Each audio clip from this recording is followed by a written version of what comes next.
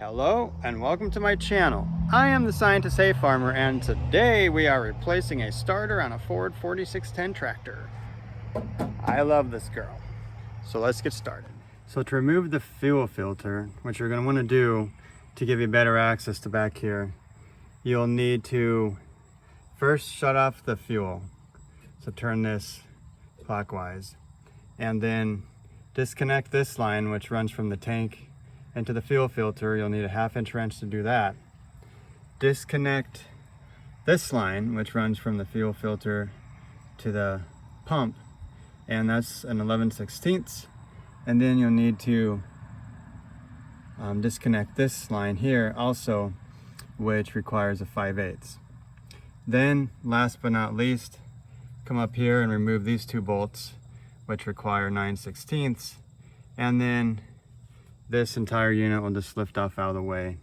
A lot of diesel will drip out, so it's good to have a catch can. I'm also removing this throttle linkage to get it out of my way, so I'll be able to get this thing out, which will be one less thing to fight because it's easy to move. So I'm just going to unclip it right there, get that out of the picture too.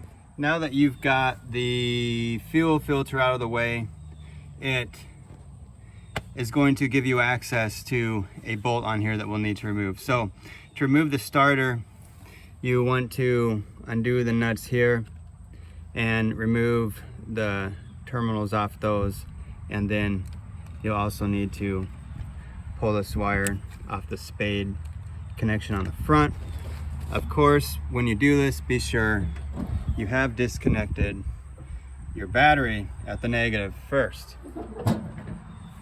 Once you've got those connections undone, there is a 9/16 socket required to remove this bolt and this bolt, and there's a third bolt on the back behind here. It's kind of hard to see, but let me show you on a different starter. So this is the first bolt, second bolt, and then the hidden bolt is right there. Now this is the starter we're going to be replacing it with today because it's got a rebuilt solenoid on it. Finally got this thing out, and the little bolt back there really is a bear to get out. I stuck a 9/16 inch wrench back here and just kind of worked it, you know, just moving it a couple millimeters at a time. Then I eventually was able to get a socket back in there and just kind of move it ever so slightly, putting my finger on the socket itself to keep it turning, and eventually worked its way out. So now this is actually the new one, and I'm just going to slap this back in there, have a real grand time getting that bolt back in, and let's get this thing hooked up and going. Okay, so got the starter all wired up, got the negative going to there, positive going on to here, and don't forget there's this wire that needs to be connected to a spade connector right back there, and I'm just going to put the little black cover on that next, and then I'm going to throw the fuel filter back on. So I've got the fuel filter back on, got this connection made. I also got my throttle linkage back there, got this connection made, that connection made, and then I took a wrench and loosened this up because this is my bleeder valve up top.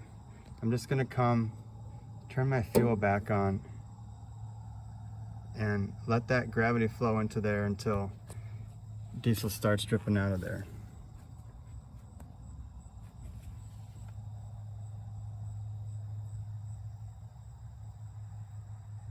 Which it has. Now I just need to reconnect the battery. Let's see what she does when we go to try to fire it up. Okay, moment of truth. Just in neutral.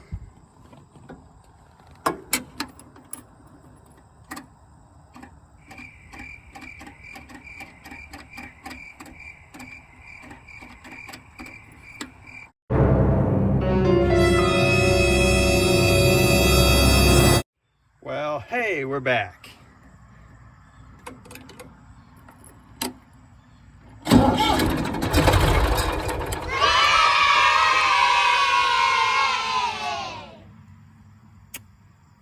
yeah.